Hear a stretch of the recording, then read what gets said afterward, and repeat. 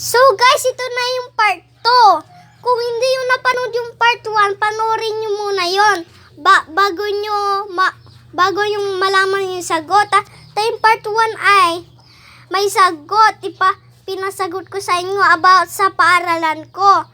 Pero, ito na yung part 2. Kaya, dapat i-comment nyo dun sa part 1 na yung mga sagot nyo kung tama. Ito na yung part 2. Sasabihin ko na kung ano yung sagot.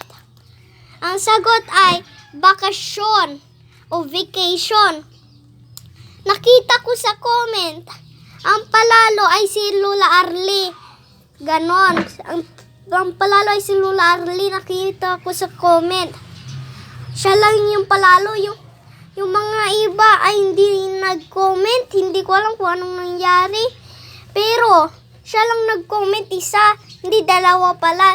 Yung isa ay si mami ko. Tapos yung isa si Lola Arlie. Nag-guess lang siya. Pero totoo. Nakuha niya yung tamang sagot. Kaya siya yung palalo.